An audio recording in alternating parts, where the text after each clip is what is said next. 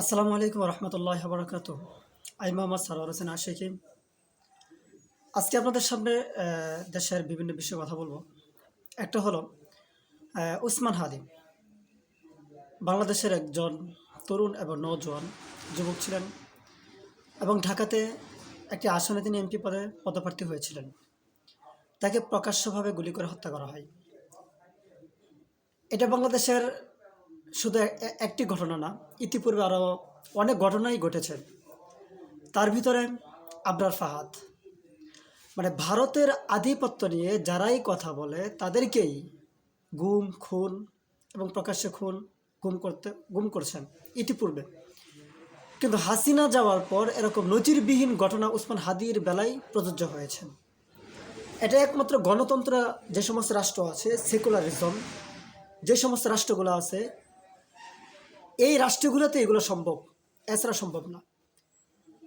দেখেন, উসমান হাদি ভাই যখন তাকে যখন মারা হলো, তখন বাংলাদেশে মিছিল হয়েছে, বিভিন্ন হয়েছে। আজকে কিন্তু সেই ইস্যুটা নাই। এখন বর্তমান উসমান হাদির কথা কেউ কিন্তু বলে না, অধিকাংশ বলে না। কিছু কিছু ইসলামপন্থীরা বলে, কিছু কিছু ইসলামপন্থীরা বা বিভিন্ন রাজনৈতিক নেতারা বলে, কিন্তু অধিকাংশই বলে না, মানে বেশিরভাগ তারা বলে না। আর আমরা এমন একটি দেশে বসবাস করি, যেই দেশের ভিতরে মানে উসমান হাদি কেন, সবাই যদি চলে যান, এটা কিছুদিন থাকে, মিছিল করে, মিটিং করে, মানে সমাবেশ করে, ইত্যাদি করে, তারপরে আস্তে আস্তে ধামাচাপা দেয় দেয় যে কোনো একটা ইস্যু। দেখেন, উসমান হাদি চলে যাওয়ার পর এখন কিন্তু নির্বাচনে একটা ইস্যু দাঁড়িয়েছে, বিভিন্ন ইস্যু, নির্বাচনে একটা মারাত্মক ইস্যু দাঁড়িয়েছে। আস্তে আস্তে মানে এটা মানুষ ভুলে গিয়েছে। কিন্তু আপনি এটা যদি না বুঝেন, তাহলে আবরার ফাহাদের বেলায় চিন্তা করেন যে আবরার ফাহাদ প্রকাশ্যভাবে হত্যা করা হয়, উসমান হাদিকে তো প্রকাশ্যভাবে গুলি করা হয়েছে। এইগুলা একদম গণতন্ত্র রাষ্ট্রেই সম্ভব, সেকুলারিজম রাষ্ট্রেই এগুলো সম্ভব। যদি এই ভূমিতে যদি শরিয়া প্রতিষ্ঠিত হয়ে যেত, যদি ইসলাম প্রতিষ্ঠিত হয় বা ইসলাম যদি কায়েম হতো, তাহলে তাহলে উসমান হাদির যে হত্যাকারী, সে কিভাবে চলে যায়, বা সে যদিও দেশে থাকে, সে ঢাকাতে কীভাবে থাকে, একদম কিসাস, হত্যার বদলে হত্যা ডাইরেক্ট হয়ে যেত, মানে শরিয়া প্রতিষ্ঠিত হলে। আমি বলছি না যে আপনারা আজকে শরিয়া প্রতিষ্ঠা করেন, কালকে শরিয়া প্রতিষ্ঠা করেন, দীর্ঘমেয়াদী প্ল্যান নিয়ে শরিয়া প্রতিষ্ঠা করতে হবে। এইভাবে শরিয়া প্রতিষ্ঠিত হবে না, ঠিক আছে?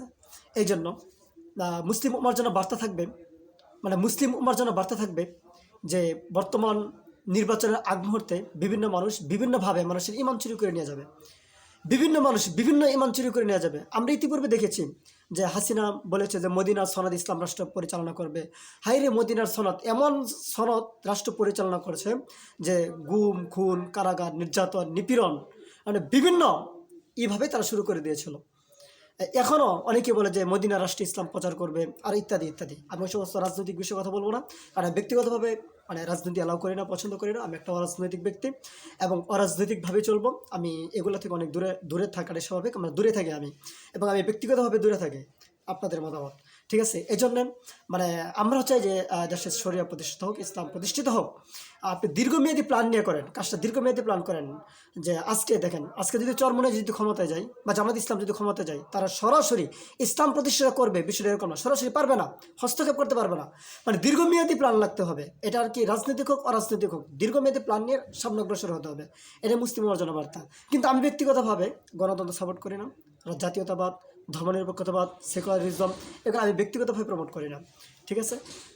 এখন অনেকে প্রশ্ন করতেছেন যে আমরা কাকে ভোট দিব, আমরা কাকে ভোট দেবো, বিএনপিকে ভোট দেবো না, জামাতের ভোট দেবো না, এনসিপির ভোট দেবো না, খেলাফতে মজলিসকে ভোট দেবো, ইত্যাদি ইত্যাদি। যেটা আমি ভোট দেই না, যেটা আমি ভোট দিব না বা আমি ভোট দেই না কাউকে, ইতিপূর্বে দেই নাই এবং ভবিষ্যতেও দিব না কাউকে।